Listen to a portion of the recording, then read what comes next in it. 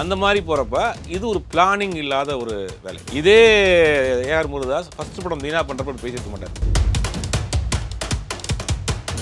அதாவது ரஹ்மானுடைய அந்த மியூசிக் அந்த பிளேலிஸ்ட்டில் இந்தியன் படம் ஒரு முக்கியமான படம்.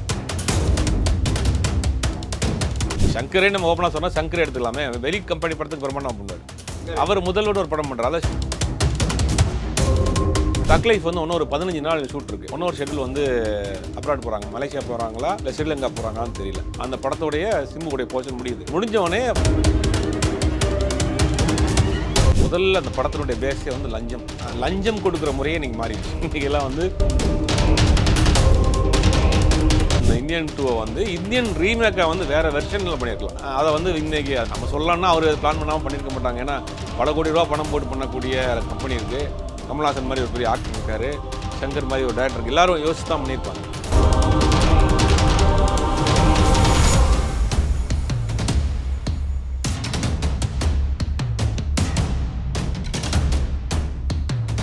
ரியல் ஒன் நேயர்களுக்கு வணக்கம். இன்றைய சிறப்பு நேர்காணலில் நம்முடன் இணைந்திருக்கிறார் மூத்த பத்திரிகையாளர் திரு சுபேர் அவர்கள். வணக்கம் சார். சமீபமாக வந்து அவர் ஏற்கனவே கொடுத்த ஒரு இன்டர்வியூ வந்து ட்ரெண்ட் ஆகிட்டு இருக்கு. இந்த மாதிரி வந்து அதாவது அமீர் கான் அவருக்கு சொன்னதாக சொல்லியிருக்கிறாங்க. இந்த மாதிரி வந்து ஒரு படத்தோடைய ரிலீஸ் டேட் வந்து பிளான் பண்ணி, அதாவது வெளியிட்டு ஷூட்டிங் போனீங்கன்னா அது 50% படம் ஃப்ளாப் அப்படின்னு சொல்லியிருந்தார் முருகதாஸ். இப்போ அவர் படமே சல்மான் கான் கூட எடுக்கிற சிக்கந்தர் படம் வந்து ரம்ஜான் 2025 அனௌன்ஸ் பண்ணிட்டாங்க. இதில் வந்துட்டு அவர் மைண்ட் எப்படி சார் மாறிச்சு இந்த மாதிரி? ஏன்னா அவ்வளோ ஒரு போல்டாக ஸ்டேட்மெண்ட் கொடுத்தவர் இந்த மாதிரி ஒன்று சொல்லியிருக்காரு. இந்த மாற்றத்தை நீங்கள் எப்படி சார் பார்க்குறீங்க? இல்லை, இது வந்து அவருடைய ஒப்பீனியன். ஆனால் இது தவறான ஒப்பீனியன். ஆமாம். ஏன்னா அப்படின்னா வந்து பார்த்தீங்கன்னா முந்தையெல்லாம் ஏவிஎம்லாம் வந்து பார்த்தீங்கன்னா படம் பூஜை போடுற அன்னைக்கே ரிலீஸ் டேட் போட்டு தான் பேப்பர் ஆடே கொடுப்பாங்க. சத்யஜோதி ஃபிலிம்ஸ்னா படம் பூஜை போடுற அன்னைக்கே அந்த ரிலீஸ் டேட் போட்டு தான் கொடுப்பாங்க. ஓகே. அவங்க அந்த கரெக்டாக ஒரு ஷெட்யூல், மேக்ஸிமம் 2 ஷெட்யூல் தான் ஒரு படம் அப்போலாம். இதனைக்கு அந்த காலத்தில் வந்து மானிட்டர் கிடையாது. ஆமாம். எடுத்துகிட்டு எக்ஸ்போஸ் பண்ணி ஷூட் பண்ணி தேட்டரில் வந்து ப்ராசஸ் பண்ணி தான் படம் பார்க்கணும். லொக்கேஷன் நிறையா ஷிஃப்ட் பண்ணுவாங்க. இருந்தாலும் கூட 2 ஷெட்யூல், 20 நாள் 40 நாளுக்குள்ளே படம் முடிஞ்சிடும். அவங்க ஒரு பிளானிங் வச்சுருந்தாங்க, ஒரு பக்கா பிளான் பண்ணி அதை பண்ணுவாங்க. ரிலீஸ் டேட் அன்னைக்கு, படம் பூஜை அன்னைக்கே வந்து ரிலீஸு. நம்ம முன்னாடி பார்த்த பல வெற்றி படங்கள் வந்து ரொம்ப ஷார்ட் டைமில் 40 நாள் 35 நாளுக்குள்ளே 39 நாளுக்குள்ளே முடித்த படங்கள்லாம் இருக்குது. அதுதான் அன்றைக்கி சக்ஸஸ்ஃபுல்லாக இருந்தது தெரியுமா. இன்றைக்கி நான் எப்போ ஆரம்பிப்பேன், எப்போ முடிப்பேன், முடிக்கிற டேட் என்கிட்ட கேட்காதீங்க, நான் எடுத்து பார்த்துட்டு படம் இல்லைனா திருப்பி எடுப்பேன் அப்படிங்கிற ஒரு ஸ்டைலை வச்சுருக்குறாங்க. இது அவங்களுடைய கிரியேஷனை வந்து டெவலப் பண்ணிக்கிறதா இருந்தாலும், நம்ம வந்து பேப்பரில் நம்ம ப்ராப்பராக போயிட்டோம்னா எடுக்கிறதா எடுத்துடலாம். ஏன்னா நீங்கள் ஒவ்வொரு நாளும் ஒவ்வொரு செகண்ட் வந்து அங்கே வந்து ப்ரொடியூசர் பணத்தை போட்டே இருப்பார். முந்தையெல்லாம் நீங்கள் பார்த்தீங்கன்னா ஒரு சின்ன படமாக இருந்தால் கூட 10 கேரவன் நிற்கிது. நீங்கள் இப்போ காஸ்ட் ஆஃப் ப்ரொடக்ஷன் ரொம்ப ஏறிடுச்சு. ஒரு சின்ன நடிகராக இருந்தாலும் கூட அவருக்கு ஒரு கேரவன். அப்படிங்கும்போது காஸ்ட் ஆஃப் ப்ரொடக்ஷன் ஒரு கேரவனுக்கு குறைஞ்சபட்சம் 5000 வரனா கூட ஒரு 5 கேரவன்னா 25,000 வாடகை. அப்போ ஒரு நாள் நீங்கள் ஷூட் பண்ணுறதா இருந்தால் குறைந்தபட்சம் சின்ன படமாக இருந்தால் கூட ஒரு 6-7 லட்சம் ரூபா. அந்த மாதிரி இன்னைக்கு நான் சொல்கிறது ரொம்ப ரொம்ப ரொம்ப கம்மி. ஓகே. அந்த மாதிரி போகிறப்ப இது ஒரு பிளானிங் இல்லாத ஒரு வேலை. இதே ஏஆர் முருகதாஸ் ஃபர்ஸ்ட் படம் தீனா பண்ணுறப்ப பேசியிருக்க மாட்டார். ஆமாம். கொடுக்குற எக்யூப்மெண்ட்ஸை வச்சு, கொடுக்குற டேட்டை வச்சு, கொடுக்குற அந்த டைமில் படம் பண்ணிடுவாங்க. கொஞ்சம் அடுத்த ஒரு படம் 2 படம் சக்ஸஸ் ஆனோடனே எல்லா டேரக்டரும் என்ன பண்ணுறாங்கன்னா, அப்போ நம்மளும் ஒரு 150 நாள் படம் எடுத்தால் தான் வந்து நம்மளை வந்து பெரிய டேரக்டராக நினைப்பாங்க போல் அப்படிங்கிற மாதிரியான ஒரு தாட் வச்சுருக்காங்க. இதில் பாதிக்கப்படுறது யாருன்னா ப்ரொடியூசர்ஸ் தான் பாதிக்கப்படுறாங்க. பெரிய பெரிய நிறுவனங்கள் இன்றைக்கி படம் பண்ணுறதில்ல. இன்றைக்கி ஏவிஎம்மாக இருக்கட்டும், சூப்பர் குட்டாக இருக்கட்டும். சூப்பர் குட்லாம் 100 படம் பண்ண கம்பெனி. ஏவிஎம் கிட்டத்தட்ட ஒரு இன்றைக்கி சினிமா இண்டஸ்ட்ரியில் ஒரு லேண்ட்மார்க்கு ஏவிஎம் தான். அவங்க ப்ரொடக்ஷனே நிப்பாட்டாங்க, பல ஸ்டுடியோவை எடுத்துட்டாங்க ஃப்ளோர்லாம். அப்படின்னா இந்த புதுசாக வந்து சில டேரக்டர்கள் பண்ண இந்த அட்ராசிட்டி தான் வந்து மொத்தத்துக்கே வந்து அவங்க படம் பண்ணுறது நிப்பாட்டாங்க. இல்லைனா ஏவிஎம் மாதிரியான நிறுவனங்கள் தொடர்ந்து வருஷத்துக்கு 5,000 படம் பண்ணிகிட்டு இருப்பாங்க. வேலை கிடச்சிக்கிட்டே இருக்கும். அதை நம்பி இருக்கக்கூடிய டெக்னீஷியன்ஸ்க்கு வேலை கிடச்சிட்டு இருக்கும். இந்த மாதிரியான சில டேரக்டர்ஸ் பண்ணுறது தான் வந்து என்ன பண்ணுறாங்கன்னா இந்த மாதிரியான வேலைகள் பண்ணுறாங்க. அதே டேரக்டர் ஒரு வாய்ப்பு இல்லாமல் கஷ்டப்பட்டு சொந்த படம் எடுக்கிறப்ப என்ன பண்ணுறாரு, 30 நாள் 40 நாள் எடுத்துறாரு. ஆமாம். அதே இது எடுத்துறாரு. சங்கரே நம்ம ஓப்பனாக சொன்னால் சங்கரே எடுத்துக்கலாமே, வெளி கம்பெனி படத்துக்கு பிரமாணம் பண்ணுவார். அவர் முதல்வோட ஒரு படம் பண்ணுறாரு, அதை ஷார்ட் டைம் பண்ணார். காதல்னு ஒரு படம், பெரிய ஹிட் படம். அந்த படத்தோடைய ஃபர்ஸ்ட் காப்பி 1 கோடி ரூபா தான். ஓகே. 1 கோடி ரூபாக்குள்ள படத்தை முடிச்சிட்டாங்க. அப்படிங்கும் போது இந்த பரீட்சையெல்லாம் இந்த டெஸ்ட்லாம் வந்து வெளியில் ப்ரொடியூசர் தான் வைக்கிறாங்க. அதனால இன்னைக்கு தமிழ் இண்டஸ்ட்ரியில் ப்ரொடியூசர் யாருமே இல்லை. தெலுங்கு ப்ரொடியூசர் வர்றாங்க, இல்லாட்டி கர்நாடகாவில் வந்து ப்ரொடியூசர் வர்றாங்க, இல்லை ஏதோ ஒரு ஆர்வக்கூடாது ஒருத்தர் படம் பண்ணிட்டு அதோட ஓடி போயிறாரு. பெரிய பெரிய தயாரிப்பாளர்கள்லாம் படம் பண்ணுறதுக்கு தயங்குறாங்க. தமிழ் இண்டஸ்ட்ரியில் தமிழ்நாட்டில் இருக்கக்கூடிய வேறு பிஸ்னஸ் பண்ணிட்டு இருந்தால் கூட பேஷனாக சினிமா பண்ணணும்னு நினைக்கக்கூடியவங்க கூட இன்றைக்கி வந்து வேணான்றாங்க. ஐஸ்வரி கணேஷ் ஐஸ்வரி கணேஷ் பார்த்தீங்கன்னா கிட்டத்தட்ட 25 இன்ஸ்டியூஷன் வச்சிருக்காரு. வேர்ல்டு வைஸுக்கு ஒரு 7 கண்ட்ரியில் வந்து காலேஜ் நடத்திட்டு இருக்காரு. பல காலேஜுக்கு சேர்மனாக இருக்கிறாரு, வைஸ் சான்சலராக இருக்காரு, சான்சலராக இருக்கார். அவர் ஒரு பேஷனுக்காக ஒரு படம் பண்ணுறாரு. படம் வந்து அவங்க அப்பா இருக்கிற ஒரு இண்டஸ்ட்ரி, நம்மளும் அதை விட்டுறக்கூடாது, ஒரு டச்சுக்கு இருக்கணும் அப்படிங்கிறதுக்காக படம் பண்ணுறாரு. இன்றைக்கி அவர் என்னென்னா அவரே ஒரு ஸ்டேஜுக்கு மேலே அவருக்கே ஒரு டயர்ட் ஆயிடுச்சு. பெரிய படம் அந்த மாதிரி பண்ணுவோம் வேணாங்கிற மாதிரி அவர் ஒரு மூடுக்கு வந்துட்டார். இனி அடுத்து யார் படம் பண்ணுவான்? இப்படியே போச்சுன்னா ஆல்ரெடி சினிமா இண்டஸ்ட்ரி டவுன் ஆகிட்டே போகுது.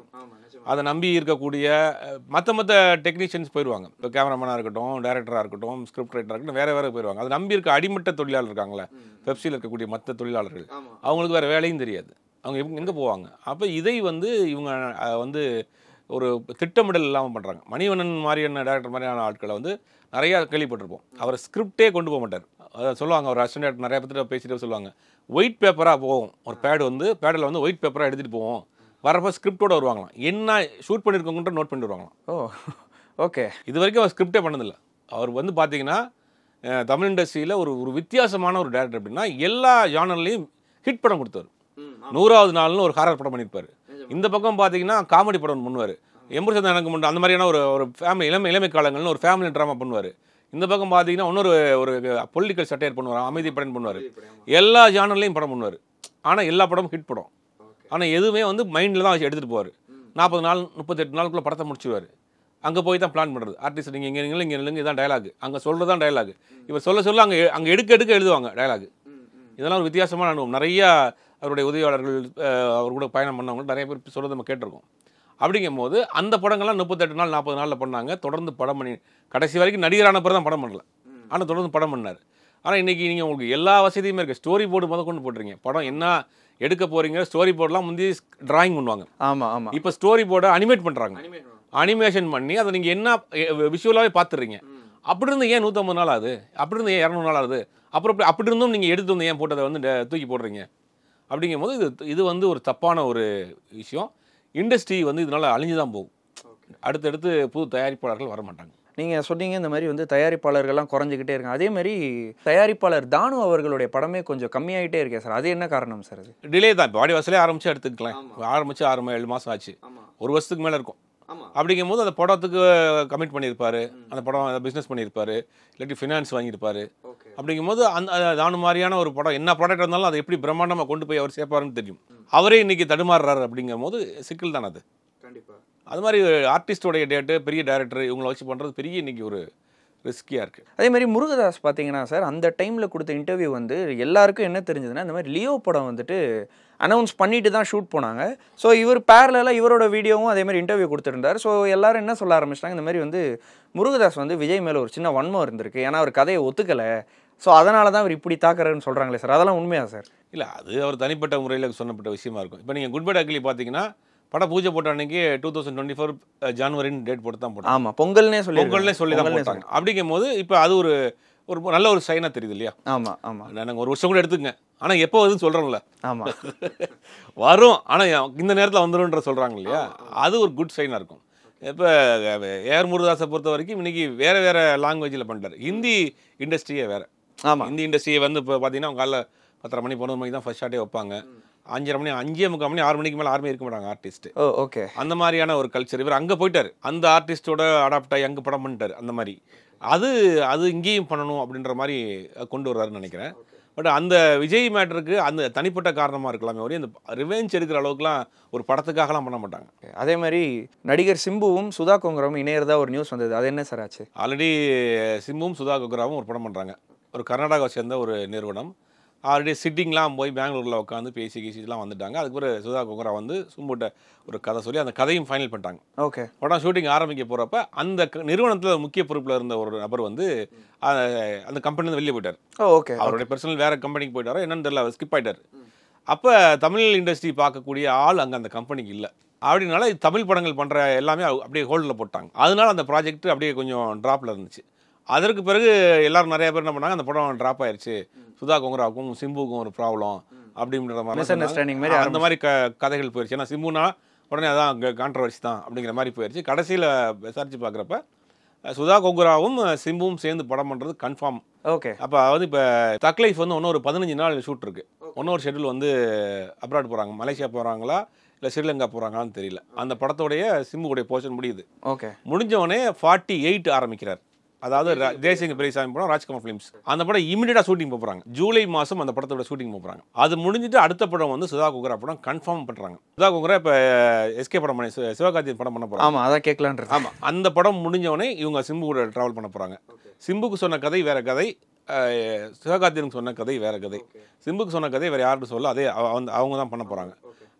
சமீபத்தில் கூட 2 பேரும் மீட் பண்ணி அதை பற்றி பேசி ஒரு டிஸ்கஷனில் வந்திருக்கிறாங்க. அதே நிறுவனம் பண்ண போதா இல்லை வேறு ப்ரொடியூசர் மாற போகிறாங்களான்னு தெரியல.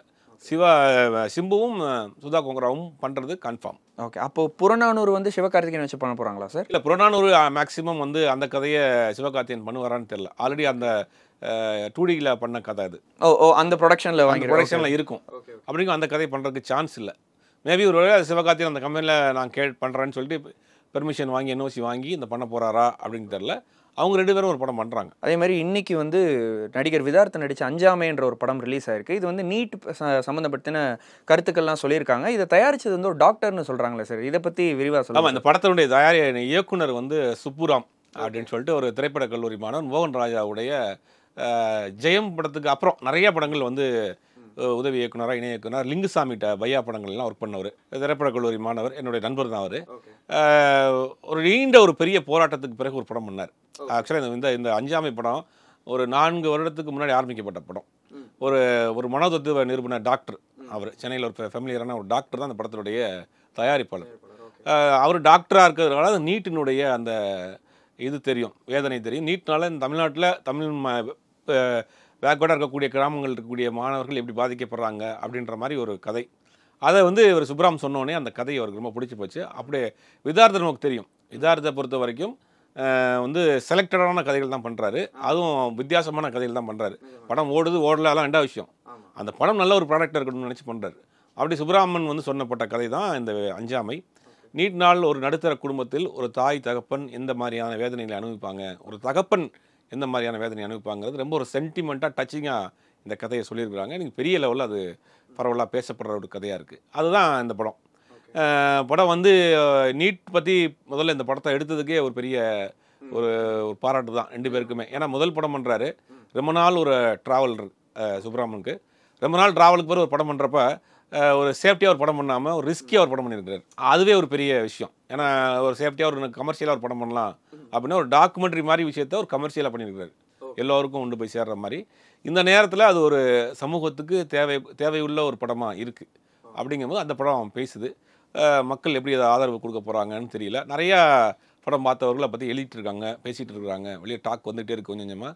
கொஞ்சம் நாள் அது அந்த படம் இன்னும் கொஞ்சம் பூம் ஆகும். கண்டிப்பாக அந்த படம் வெற்றி அடைய ரியல் ஒன் சார்பாக நாங்கள் வாழ்த்துறோம் சார். அதே மாதிரி பார்த்தீங்கன்னா இந்தியன் 2 அடுத்த மாதம் வந்து ரிலீஸ் ஆகிறதுக்கு ரெடியாக இருக்குது. இப்போ சமீபமாக ஆடியோ லான்ச்லாம் நடத்துனாங்க. குறிப்பாக ஒரு விஷயம் சொல்லணும் சார், ஏன்னா பல வருடங்களுக்கு முன்னாடி வந்தது பார்ட் 1, இது ரொம்ப நாள் கழித்து பார்ட் 2 வருது.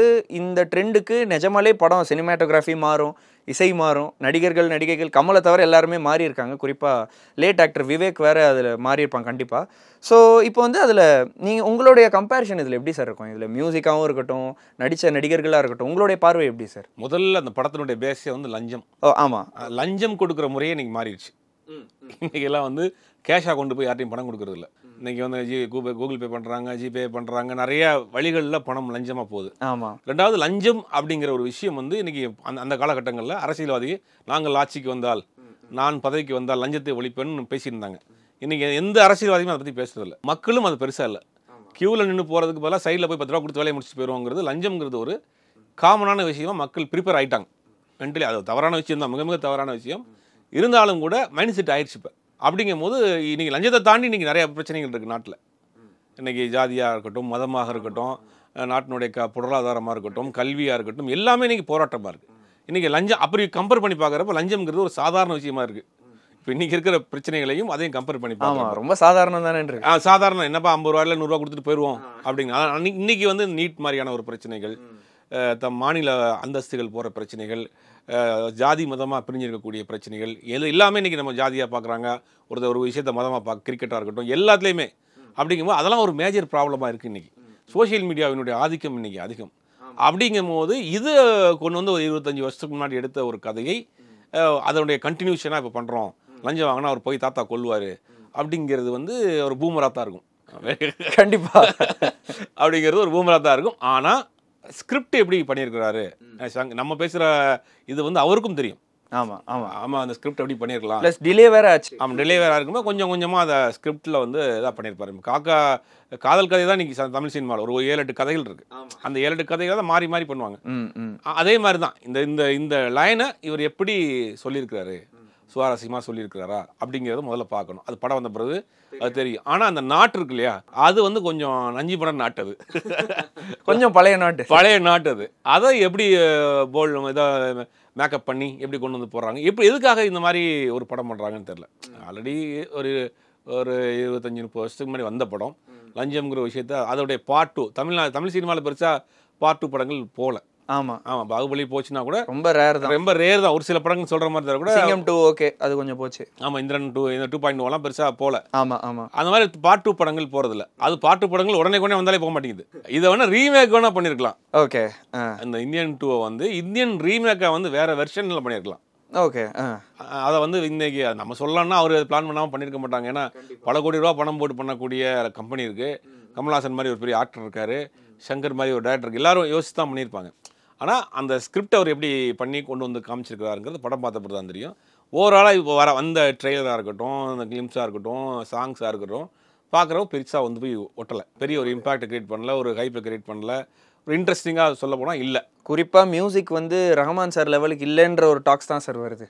அதாவது ரஹ்மானுடைய அந்த மியூசிக் அந்த பிளேலிஸ்ட்டில் இந்தியன் படம் ஒரு முக்கியமான படம் டாப்பில் இருக்கும். அதே மாதிரி பிஜிஎம் பார்த்தீங்கன்னா ஒரு type of BGM re recording நம்ம கேட்டுகிட்டே இருந்துட்டு இந்தியனில் ஒரு டைப் ஆஃப் ரீ ரெக்கார்டிங் அப்படியே ட்ரான்ஸ்ஃபர் ஆகுது. நிஜமாலே ஆமாம். அப்போ பார்க்குறப்போ அந்த கமல் அந்த சுகன்யா 2 பேர் மீட் பண்ணுற போகக்கூடிய அந்த பேக்ரவுண்ட் ஸ்கோராக இருக்கட்டும், அவர் வந்து அந்த ஃப்ரீடம் ஃபைட்டராக இருக்கப்போ நடக்கக்கூடிய அந்த மியூசிக் ஸ்கோராக இருக்கட்டும், அதெல்லாம் வந்து ஒரு பிரம்மாண்டமாக இருந்துச்சு. கப்பல் ஏறி போயாச்சு சாங்லாம் பார்க்குறப்போ ஒரு மாதிரி எனர்ஜெட்டிக்காக இருக்கும், வைவாக இருக்கும். ஆனால் இப்போ அதை ஃபுல் பண்ணுவாங்களா அப்படிங்கிறது ஒரு பெரிய ஒரு கேள்விக்குறி. அது ஏற்கனவே வந்து அந்த தாத்தா சாங்கே வந்து பெரிய ட்ரோலாக போய் கதற விடுறோம் அப்படின்னு நெட்டிசன்கள் வச்சு அதை வச்சு கதற விட்டுட்டு இருக்காங்க அந்த சாங்கை. அப்படிங்கும் போது அது அந்த எதிர்பார்ப்பை அது ஃபுல் பண்ணலை. நீங்கள் ஒன்றும் இவ்வளோ பெரிய டீமை வச்சுட்டு ஒரு ஃப்ரெஷ்ஷாக ஒரு கதை பண்ணிருக்கலாம். நிஜமாலே ஆமாம். ஏன்னா கமல் வந்திருக்கிறாரு, லைக்கா பண்ணுறாங்க, சங்கர் பண்ணுறாரு, இவ்வளோ செட்டப்பு. நீங்கள் ஃப்ரெஷ்ஷாகவே ஒரு கதை பண்ணிருக்கலாம். பண்ணிங்கன்னா அது நல்லா போயிருக்கும். யார் இந்த ஐடியா கொடுத்தாங்கன்னு தெரியல. அது படம் வந்த பிறகு தான் தெரியும். ஸ்கிரிப்ட் நம்ம வந்து இதை வச்சு நம்ம பேசிடக்கூடாது, படம் வரட்டும், வெயிட் பண்ணி. அதே மாதிரி இதில் வந்து பாபி சிம்மா, சித்தார்த் அவர்கள்லாம் நடிச்சிருக்கிறாங்க. ஸோ அதான் அந்த கம்பேரிஷன் எப்படி சார் இருக்கும்? இந்த சக நடிகர்கள் நடிக்கிற அந்த கம்பேரிஷன் எப்படி இருக்கும்னு நீங்கள் நினைக்கிறீங்க? இல்லை, அவங்கவுங்க பாட்டை வந்து கரெக்டாக பண்ணியிருப்பாங்க. சித்தார்த்தை வந்து நல்ல நடிகர் தான் சொல்ல முடியாது. ஒருவேளை அந்த கமலுடைய கமலுடைய கேரக்டர் இவர் பண்ணியிருக்காரா, அதனுடைய கண்டினியூஷன் பண்ணியிருக்கிறாரா, அப்படியா தான் இருக்கும் கதை. அதே கதையை அவங்க கண்டினியூவாக போயிருந்தாங்கன்னா அதாக தான் இருக்கும். அது படம் வந்தவனே பார்க்கலாம். ஓவராலாக இந்த வந்து இது வரைக்கும் வந்ததில் பெருசாக ஒரு இது இல்லை. மிக்க நன்றி சார். நிறைய சினிமா அப்டேட்ஸ் நம்ம அவ்வளோ ட்ரையான டைமில் நம்ம ரிவைஸ் பண்ணியிருக்கோம். ஸோ ரியல் ஒன் சார்பாக மிக்க நன்றி சார்.